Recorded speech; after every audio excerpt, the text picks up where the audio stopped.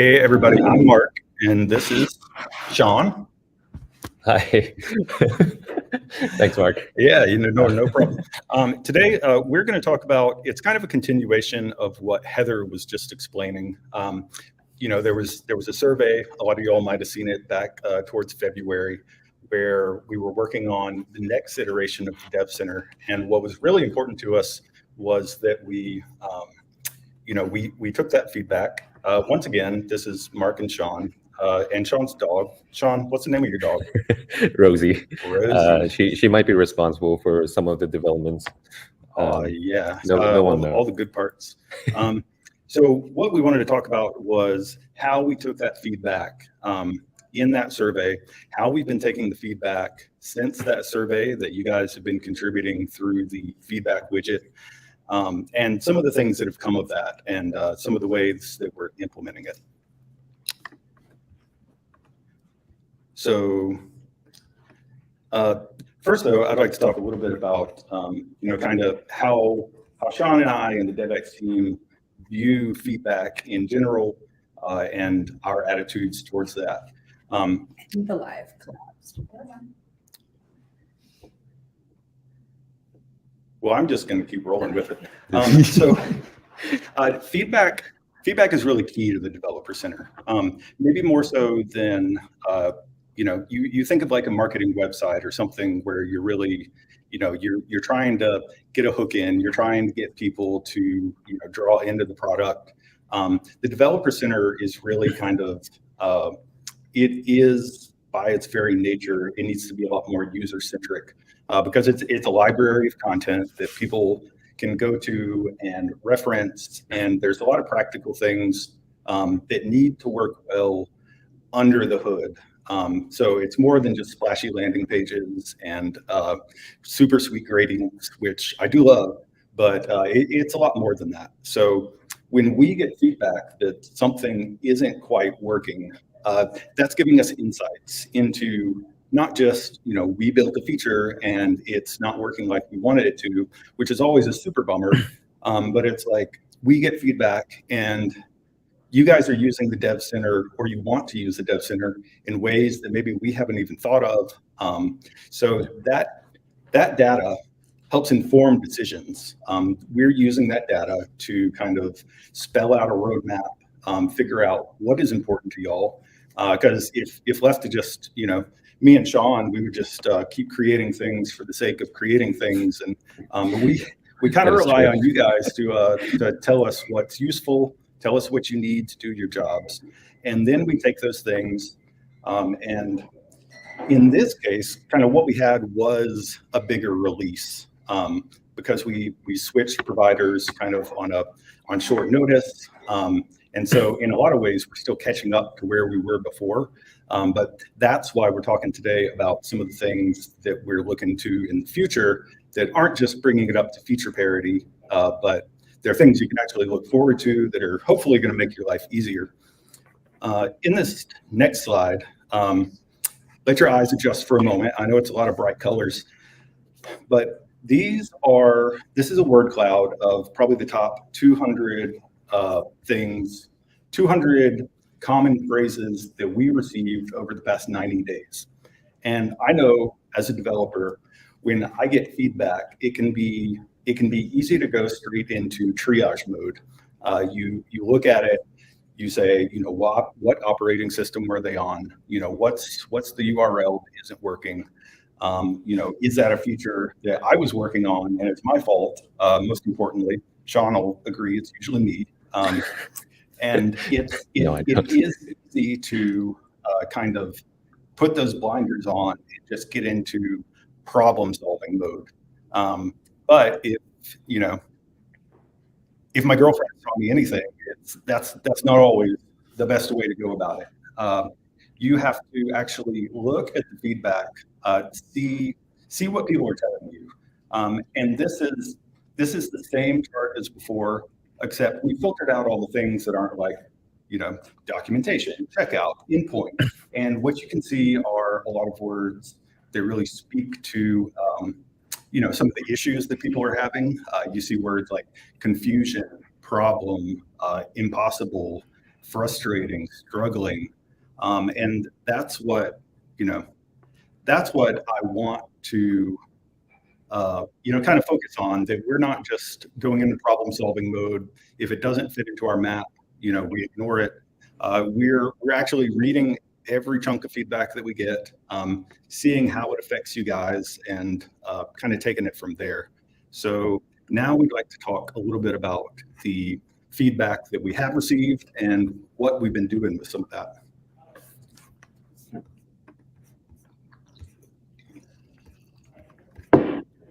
So in that same survey that Heather was talking about, it really, a lot of the feedback that pertained explicitly to the developer documentation and the developer center sort of fell into three categories.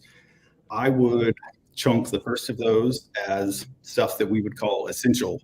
They're essential functions of the developer center, without which, it's not really a developer center, because you're not able to go in and, do what you need to do. Those are things like accurate documentation, having code examples that are, clear, you're able to run them, there's correct syntax, working links. A lot of the time you think that's a given, but when you have a library of probably thousands of articles, some of which, are moving around, it's easy for those to break. So I know that's been a frustration, and a lot of the times, you take it for granted, but it's something that we are focusing on. Thorough API references. That's something that we're really working towards. And some of the ways that we hope to do that is actually do some linting and fuzzing of the API specs, so that, you're not stumbling upon status codes that you've never seen before, that we've never seen before. We actually have a comprehensive library that you guys can use. And yeah, we're going back, we're making sure that we have the foundation covered, and then kind of getting into some of the next points. And the next point is, there was a lot of feedback about interactive tools, things that you guys would like to see. Some of these are ideas we've had, maybe we've built prototypes. Some of them have already been implemented in one stage or another. And that kind of goes back into, rather than have a big flashy release, it would be nice to kind of iterate on some of these tools. So one of the things that that has been a huge pain point for developers, and we've been listening, the API, the REST, we call it either the request runner or the try it tool. Yeah, and that's the little module in the API references where you can go in, enter your credentials, and actually run some of these requests. It's a nice way to kind of stay in the flow of the page without going to Postman or another service, and you're not context switching as much. And there were some things that were overlooked that we just recently pushed out, like you weren't able to add query parameters before.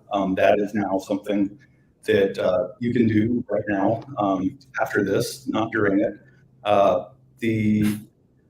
We've made some updates, just kind of quality of life updates. We now use Code Mirror for, instead of just a formatted text area, we use Code Mirror so that you can kind of have some of the features like code folding, the syntax highlighting is a little bit better. And those are things that we would like to use throughout the site if the feedback is there, if you guys prefer it more than what we're currently doing. And then the rest of these are things that we're kind of playing around with. Maybe they're not on an official roadmap. Some of them are, but things like support for video tutorials. I don't know the extent to which the developer relation team has talked about that, but it's been an idea that's floating around, and we want to make sure that those are, you're able to access them intuitively on the site, ideally within the context of the other materials that you're learning. So it's not quite as siloed. You're not looking at a conceptual documentation, API reference, video tutorials. If we can do something where we have a through line between those, it's going to be a lot easier to kind of cater to different ways of learning. And that sort of feeds into the next one. I know AI is it's a buzzword, and it's a lot of the times it seems like it's a solution in search of a problem, but it really is kind of something like a developer center is it feels in a lot of ways like that's what it's made for. Both in things kind of like you see on the Netlify documentation site, where you're able to actually put in queries. It goes through, searches the database of documentation and answers that for you. Then you can ask follow-up questions. That's something we're experimenting with. And then things like integrating machine learning so that if you're on a page, like we were talking about, so that you're not having to go to different silos within the site, how can we use machine learning to index the different content types and surface those so that they're related? That would be super sweet. Shawn, do you want to talk about, enhanced GraphQL Playground just a little bit and some of the stuff that we're doing there? Yeah. So I think our ultimate goal is to make the Dev Center more than just static and help you learn the way that you would want to learn and consume documentations and APIs. And so we kind of implemented the Playground. We included Playground and Explorer, and hopefully soon to add and explore even more opportunities to help you guys experience the way that you would want to.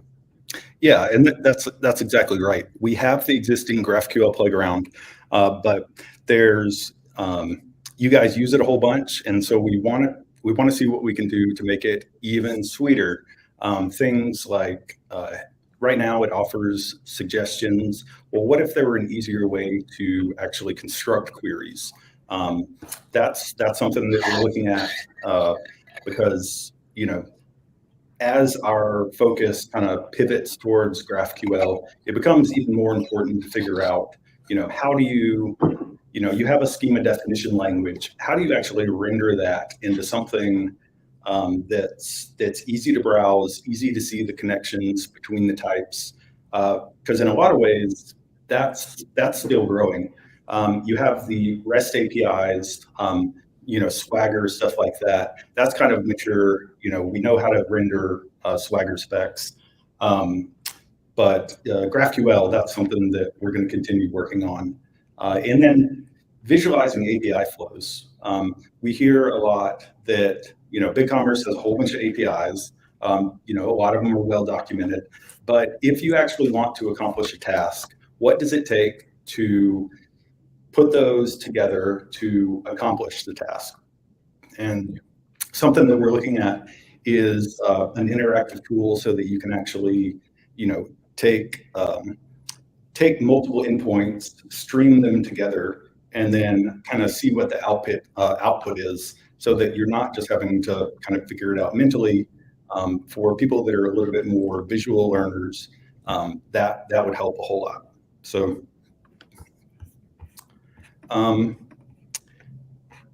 Yeah, and this is just kind of, these are both things that we talked about in the previous slide, but it's also kind of some areas that we wanted to highlight because they are going to continue, it's sort of like the next frontier. If you look at React, they've been working a long time on their beta documentation, which they've released, and they kind of have, they kind of surface it as two different tracks. It's, are you a developer that wants to dive into the documentation, read it, and then once you have a thorough understanding, then start to kind of play around with it? Or are you like me and Rosie, and you just want to bang around in there and break things, and really you only consult the documentation once you're super frustrated? And so you kind of have to cater to both of those types. The AI integration, that was something that we talked about, but while we have a couple of ideas of how you could implement that, it's sort of that's going to grow in ways that we can't even conceive of now. So, we don't want to fall into the trap that I talked about, where you have a solution and you're looking for problems, but also, where it makes sense, that would be something really cool. Code is docs. Docs is code. That's something that we already use, where we have a lot of those, continuous integration pipelines, so that, when the technical writers are submitting things, those, it's a little bit faster to get those published. That turnaround time is a little bit, shortened. But it's also, figuring out how we can do things like the GraphQL does, where you actually have the schema, it's embedded as part of the GraphQL, and you're not having to, in a lot of ways, what you have are the actual developers who are creating the GraphQL endpoints are maintaining that documentation. So you have a single source of truth. How can we take that concept and spread it to other things, so that there aren't as many, disparate points where things can kind of get lost in translation. And then finally, what we heard a lot about was discoverability and making the documentation easier to find. This is something that we have been, a lot of people are contributing. All our brightest thinkers are on this. But really, there's, we have the design team, we have some of the technical writers. We have people that are, much more qualified than me, Shawn, and Rosie, looking at these things and figuring out not how should I structure the site, that just kind of off the top of my head, like, ooh, these look good together. How do people actually use the site? How do people associate ideas together? And then turning that into improved information architecture, so that, like we were talking about, so that things aren't just siloed, so that I don't have to go to conceptual documentation to begin reading about the channels API, and then go to the API reference and learn more about it, and then go elsewhere to see code examples or the SDKs or whatever it is, making that a clearer path. Search improvements, some of those, we're actively working on, like, I see Shawn over there. He's coding it right now as we speak, because he never stops. But it's how do we improve our current search, but also kind of look ahead. And some of that might be some of the AI stuff that we were talking about, but it's also, maybe the system we're on is too limited. Maybe we've kind of gone as far as we can go with it, and we need to look elsewhere. We know there's some shortcomings with search, and we know that's like the top second or third thing that people want to see, want to use, because there's just way too much content to go about it any other way. You need that search. And then going back to the original point, kind of how do we take your feedback? What do we do with it? We're taking your feedback to make small incremental changes based on what you're telling us, to make the interface, to make the site, to make the content more friendly. We want to take new technologies as they come along. That's why, Shawn and I are devoted to this pretty much full time, just, waking up in the middle of the night, calling each other. Shawn, how do we make it better? He stopped picking up the phone, but I'll keep on calling. So what new technologies can we use? And, working with, listening to our technical writers, listening to the DevRel team, the developer community team, what tools, what resources can we build for them to help them do their job? How can we enable developers, our internal stakeholders, and whomever else to actually use the BigCommerce ecosystem to build some really cool things, because at the end of the day, that's what it's about. So we would like to say thank you very much, and we will be signing off now. Thank you for joining us.